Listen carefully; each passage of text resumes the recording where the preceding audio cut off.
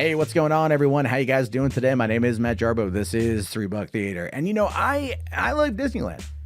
I do. I love Disneyland. I love going to the park. It's a lot of fun. It's great to go in the fall when it's got lower crowds and it's like coming off of the hot summer months and you get the nice cool fall breeze in Anaheim. And it's a nice chill place to go. And when I lived in Southern California, I had the annual pass and I would go a couple times a year and I'd get my money's worth. And I had a lot of fun. I have a lot of good memories.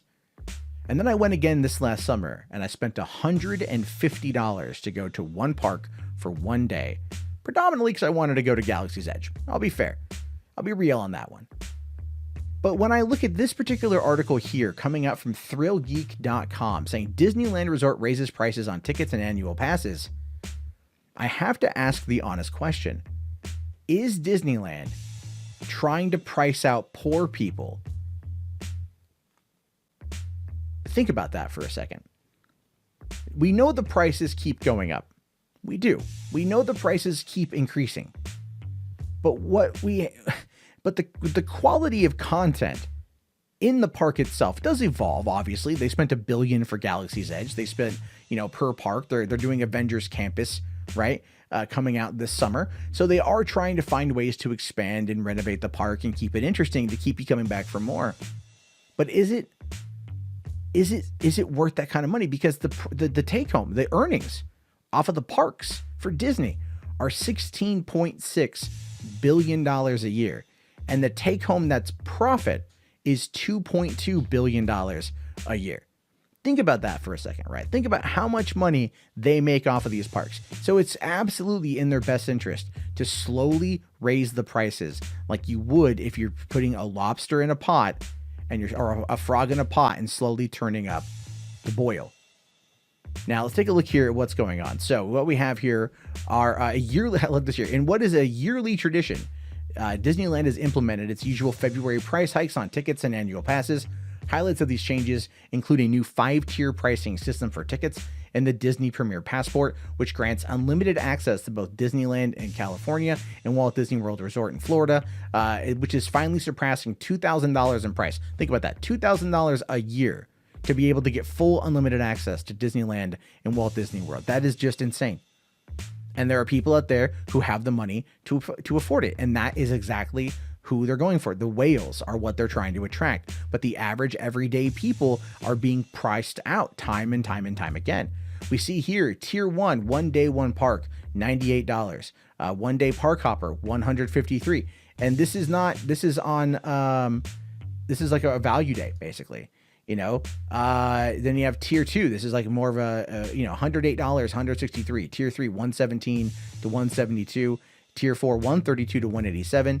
And then, look at this here. Tier 5, 1 day, one park, $146. Our park hopper is $201. I mean, that's just for peak days, right? Those are for peak days. I paid middle of July, and it's gone down in price, surprisingly, but it was $150. You get your annual passports here, right? So you can sit there along with price increases for the passes themselves. The max add-on for SoCal Select, Flex Deluxe, and Signature have increased to $125 per year.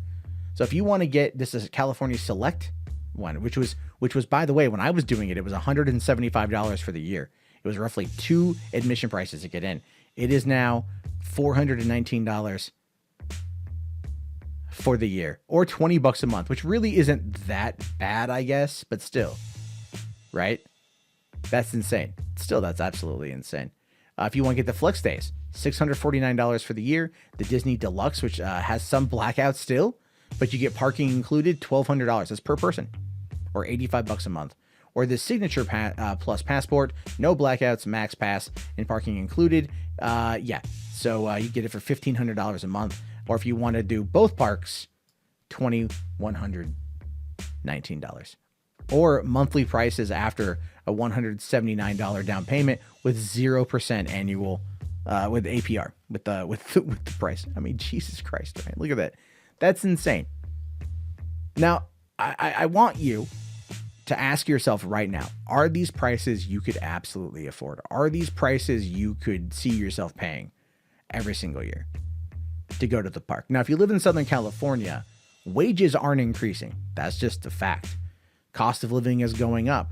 So the people in Southern California, they're the ones that keep the park going during the off season because people aren't traveling there from other countries, right? That's why they keep having to raise the prices, because because the actual other prices are, well, I should say the other attendance rates are in fact going down. This is true. This is from back in November.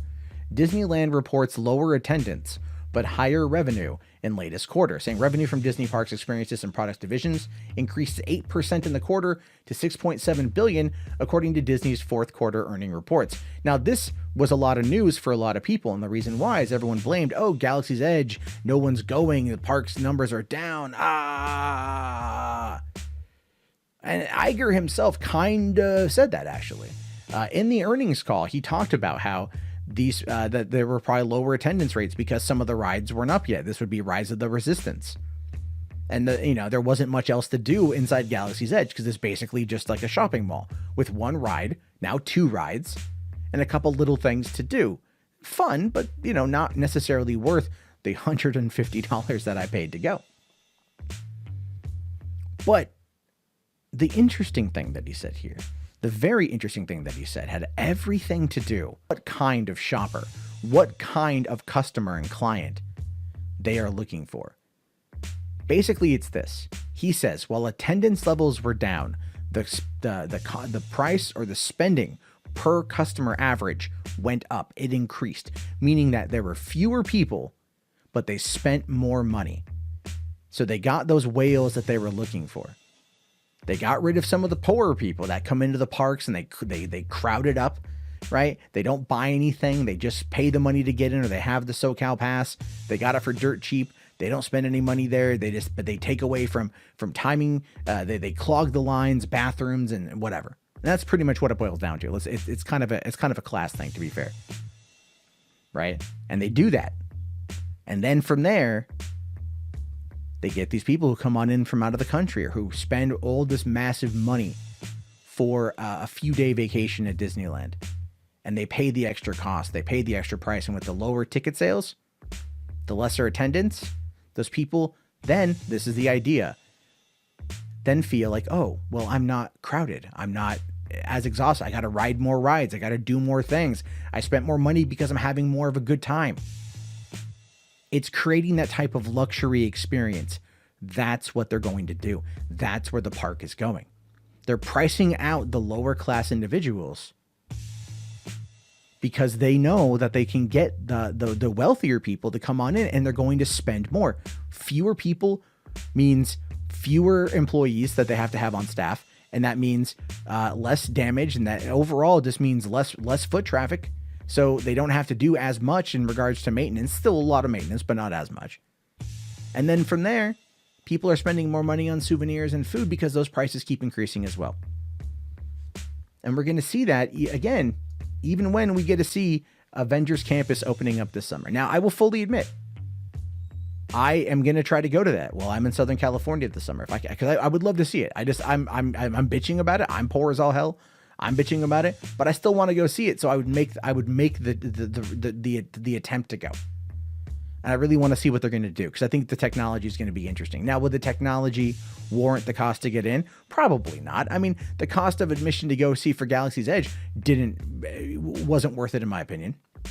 But I'll tell you what is and this is just for me personally, but I think this is the future of what Disney is doing. I think when it comes to Galactic StarCruiser coming to Walt Disney World Resort in 2021, it's a 2-night all immersive adventure. 2 days, 2 nights. It's like a cruise ship in space.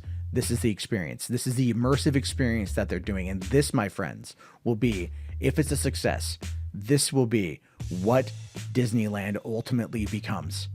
As the park numbers start to dwindle down, when they start pricing out people who can't afford these types of events, but they want to still get in, the types of luxury goers, and the fact that we're seeing a lot of the nerdier people, because keep in mind, Galaxy's Edge is for adults. It's for adults. It's not for kids. It's for adults.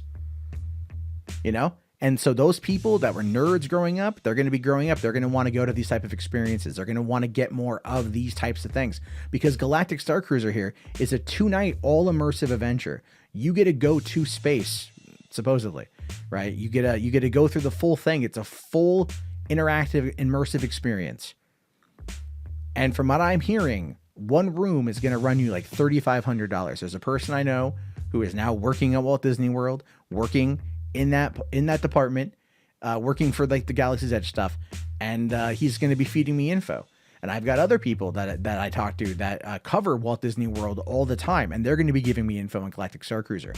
Now, I want to go to Galactic Starcruiser, and so I fully admit I will probably be trying to like really push Patreon because I'm going to want to bring you guys all the coverage. But no, this is something I really want to see. But again, this is part of my point, right? As a poor person looking at this, I want it. And I know that I won't be able to afford it on my own, or at least for quite some time. I have to save up a lot of money to get from Seattle to, Orlando to go to this event for 2 days and all that jazz. But this is why it's so interesting about what Disney is up to, because we can start to see that they are pricing people out through a slow boil. And there will be a lot of people that just pay the money. Right? Like a lot of my friends in San Diego pay the SoCal Select. They go to Disneyland quite often in the off season. They make the trip to Anaheim. It's like an hour away, spend the whole day there. They do it, but eventually it's going to get to be too much. It's going to get to be too much. And that's only going to end up hurting Disney as time goes on. So I am curious to know what you guys have to say about this. Do you think that I am right? Do you think that I'm wrong? Am I onto something? Am I just completely bonkers and I'm just looking at this through poor person lenses? I am curious to know your thoughts and your opinions on this. Do you have any desire to go to Avengers Campus or any to the Galactic Starcruiser? I really do want to know. Let me know down in the comments below. I will talk to you guys all later. Have yourself a great day. Thank you so much for watching, and peace out.